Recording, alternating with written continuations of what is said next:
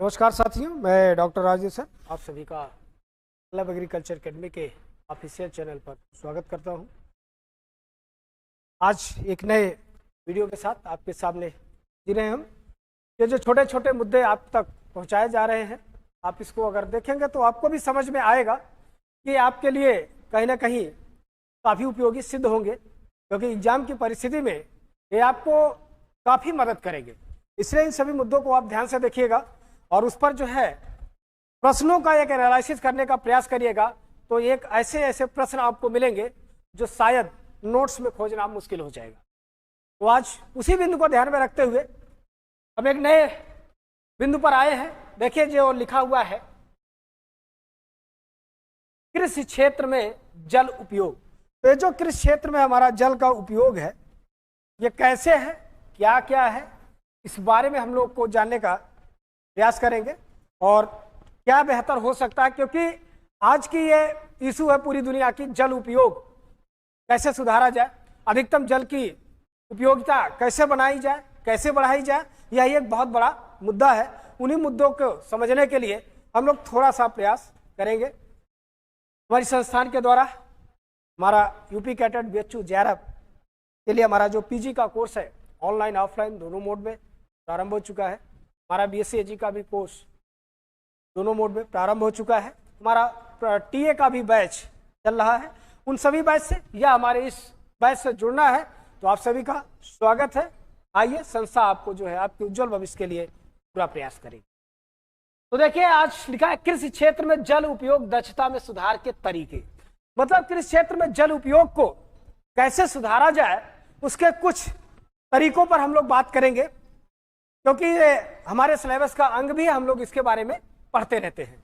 तो इसमें देखिए लिखा है जल उपयोग दक्षता में सुधार के विभिन्न तरीके हैं जो इस प्रकार है।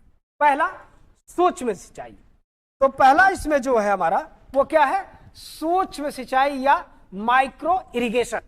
पारंपरिक बाढ़ सिंचाई जिसकी जल उपयोग क्षमता 30 से 35% है। इसका मतलब अब एक प्रश्न यहां से हमें समझ में आ रहा कि जो हम बाढ़ सिंचाई जो इसे होता है ना, हम मेड़ को खोल देते हैं और एक तरफ से चला जाता है पानी में, उसको फ्लड इरिगेशन मेथड कहते हैं। तो जो बाढ़ सिंचाई तरीका है उसकी जल उपयोग क्षमता कितनी है, आधा प्रतिशत, मतलब 50% भी नहीं है।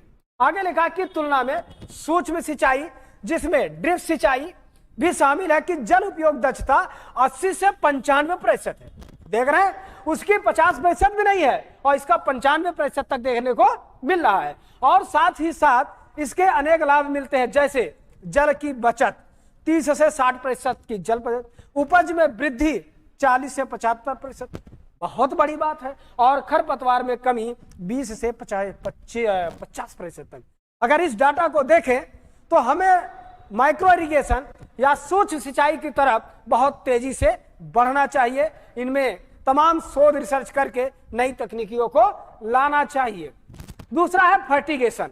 विभिन्न फलों और सब्जियों की फसलों से ज्ञात हुआ है कि इस तकनीक से उर्वरक में 25% की बचत होती है। अगर जल के साथ या पानी सिंचाई स्रोत के साथ ही उसमें फर्टिलाइजर भी दिया जाए तो उसके फर्टिलाइजर में 25% की कमी आ जाएगी। ठीक है। भारतीय कृषि अनुसंधान परिषद ने 24 फसल प्रणालियों के लिए ड्रिप सिंचाई फर्टिगेशन समय सारणी का मानकीकरण किया है। मतलब ICR ने 24 फसलों के संबंध में फर्टिगेशन या ड्रिप इरिगेशन की समय सारणी बनाया है। ठीक है।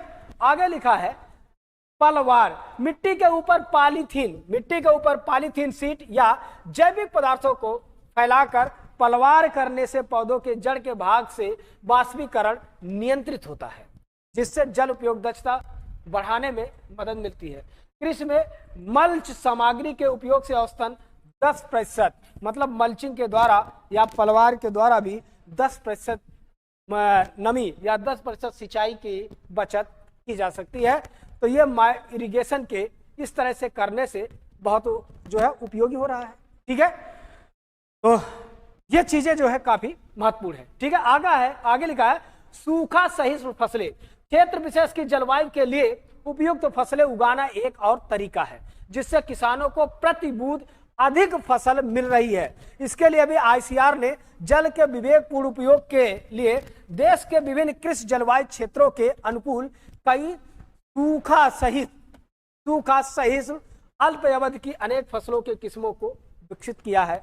तो इस तरह से आप क्या कर सकते हैं, सिंचाई में जल उपयोग क्षमता को बढ़ा सकते हैं और जल को बचा करके अपने उत्पादन में, अपनी लागत में कमी किया जा सकता है।